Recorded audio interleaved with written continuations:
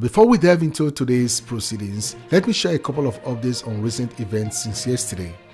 Yesterday, Chris Uche, the lead counsel for Atiku Abubakar and the People's Democratic Party, disclosed that Professor Yakubu Mahmood, the INEC chairman, will testify at the tribunal regarding the conduct of the presidential election. Addressing the tribunal, Uche stated his desire to ensure that the respondent, particularly Mr. Tinubu and APC, are not caught off guard. However, to me, it seems unlikely that they would be surprised. It is evident to me and everyone else that INEC chairman wouldn't take any action without first informing Bola Tinubu and the APC. In any case, the revelation that the INEC chairman is going to appear before the tribunal is noteworthy, considering the fact that the Labour Party says that INEC has been evading court summons to appear for questioning at the tribunal. If you recall, the Labour Party had requested an opportunity to question INEC about the involvement of certain IT staff, specifically those who worked on the BVAS biometric voter authentication system before and after it ceased accepting uploads for the presidential election. If you are interested in learning more about the questions the Labour Party wanted to ask, I have outlined them in this video. Unfortunately, the tribunal denied the application, leaving people wondering about the Labour Party's next steps. As I previously mentioned, the Labour Party team have stated that there are various ways to achieve their objective, implying that they can still seek answers to these questions. One such approach is to have the INEC chairman appear in court and respond to the queries. Perhaps that explains why the chairman has been hesitant, but rest assured, he will eventually appear before the tribunal. Another crucial point to address before delving into the proceedings is the Labour Party's insistence on entering IREV uploaded documents as evidence. As I will show you later, many of the documents certified and uploaded by INEC for the Labour Party to present as evidence appear blurred and unreadable. This raises the question, why? The BVAS camera, which is purportedly used to capture these images, is high definition. How is it possible for an HD camera to produce so many blurred and unreadable images? It appears to me that someone, or perhaps a group of people, intentionally made these documents unreadable, clearly to provide a justification for manually rewriting them at a later stage.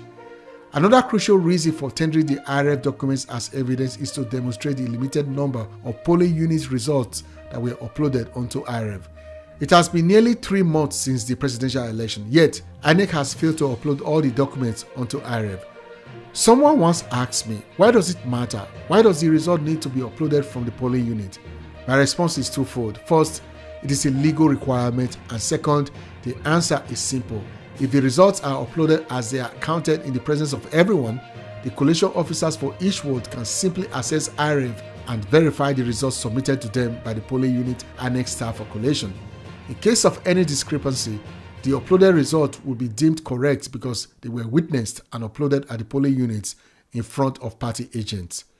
However, by neglecting to upload the results, INEC has given its polling unit staff the power to manipulate the result before submitting them by hand at the World Collation Center.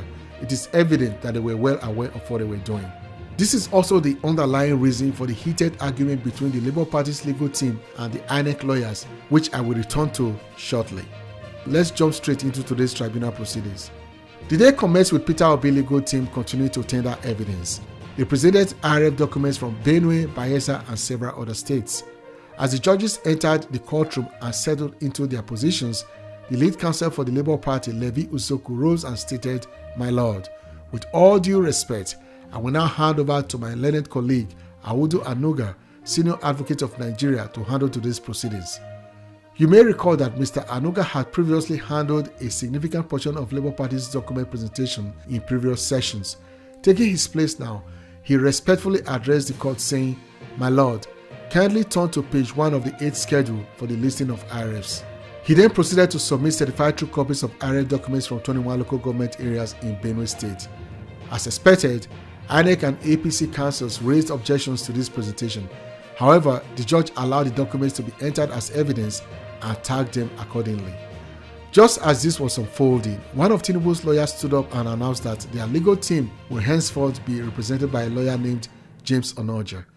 If you are wondering why the name James Onoja sounds familiar, it is because it should. James Onoja is the same lawyer who represented Lamidi Apapa in his deceitful attempt to undermine or dismantle the Labour Party. If anyone has any doubt about whether the so-called Oraclist of Ile-Ife is a paid agent of Tinubu, well, Now you have your answer. It seems they've been collaborating all along. Moving on, James Onoja continued where his colleagues left off, objecting at every turn. However, these objections did not prevent the learned judges from accepting documents as evidence. If you recall from yesterday, the Labour Party intended to present IRF documents for 13 local government areas of Edo State, but they were not fully prepared, so they had to present ones from Akwa Ibom State instead. Today, the Labour Party resumed their presentation of those documents, which are downloaded from the IRF portal owned and managed by INEC. However, even this did not deter the opposing lawyers from objecting. Nonetheless, Justice Samani, as usual, admitted the documents into evidence as presented by the Labour Party. Following that, the Labour Party lawyer requested the judge's attention once again, stating, "My lord, kindly turn to page 4 of the ninth schedule. This standard document pertains to IRF reports for Bauchi State, downloaded and certified by the first respondent. It spans pages 4 to 5, and I seek to tender them." The judge nodded, seemingly searching for something on his desk. The Labour Party lawyer continued, saying, "I am most grateful, my lord. Please turn to page 6 of the same ninth schedule. It reveals blood certified true copies of documents." Curious, the judge inquired, "Are these IRFs?" To which the counsel responded, "Some of them are EC40Gs, while most are marked no election and certified as such by the first respondent. They are IRF downloads and INEC has certified them as such." The judge continued, "So, is it cancelled elections or no elections? Are we going to mark them as cancelled elections or no elections? What exactly are they?" It became evident that the documents were not making any sense. The Labour Party counsel attempted to clarify, explaining, "The reasons given are either cancelled election or no election.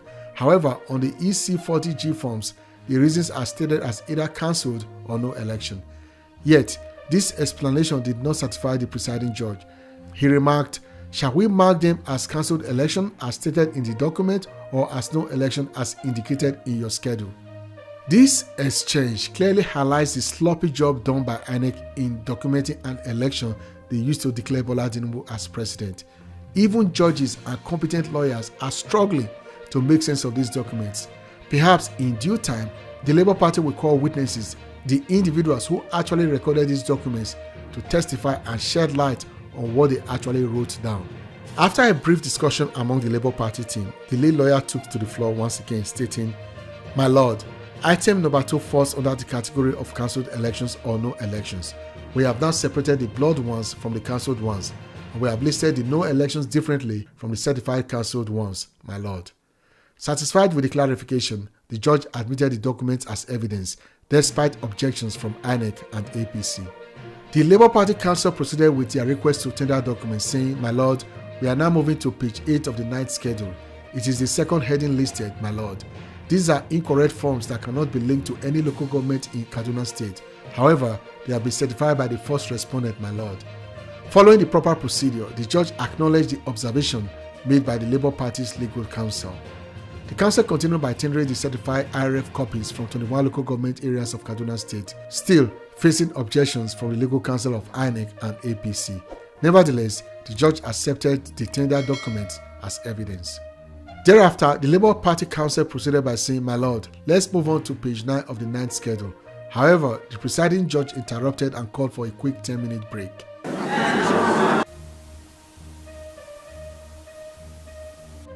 Upon their return, the Labour Party counsel presented evidence for 7 other states. Once again, the presiding judge accepted the documents as evidence. It was at this point that the anticipated confrontation I mentioned earlier took place. The Labour Party counsel addressed the court, stating, "My lord, I brought to the attention of the lead counsel of INEC that the office of the chairman of INEC has consistently refused to accept the subpoena for the release of documents, despite the efforts of this court. The lead counsel has kindly requested that I provide him with a copy of the subpoena, which I will do once I conclude these proceedings." The Labour Party counsel was justified in calling out INEC chairman for evading subpoena to produce the requested documents. However, the lead counsel for INEC had to defend his position. He responded, "My lord, it has become a recurring pattern for the petitioner to use INEC as an excuse whenever they seek adjournment. Some of the letters date as far back as March, April, and May, and they keep claiming that INEC refused to release documents to them. Let them not use INEC as a convenient pretext. If they have nothing to proceed with today, they should simply request an adjournment. We have no objections to the adjournment. It means we will have an early lunch today. This behavior is highly unfair and uncharitable. The PDP has submitted subpoenas and had been so received. As expected, the Labour Party Council was not going to let these remarks go unanswered, especially considering the prolonged efforts made to obtain the requested documents from INEC. He retorted, "I'm really shocked by what my brother just stood up to say. I've made it clear that they refuse to accept service. I've informed this court." At this point, the presiding judge intervened, stating there is no need for all this. The court cannot do anything more than issue subpoena. However, the Labour Party Council, visibly perturbed, expressed, "The language he used against me is unfair. This is the second time it has happened." The judge attempted to pacify the council, saying, "He's not the lead counsel, don't worry about him, we will handle it." Subsequently, the presiding judge adjourned the proceedings to the following day, June 15, 2023. That concludes my updates today. Stay tuned for more. If you haven't subscribed or clicked on the notification icon, please do so now. It means a lot to us. Feel free to share your thoughts in the comment section. I appreciate hearing from you. See you soon. Bye for now.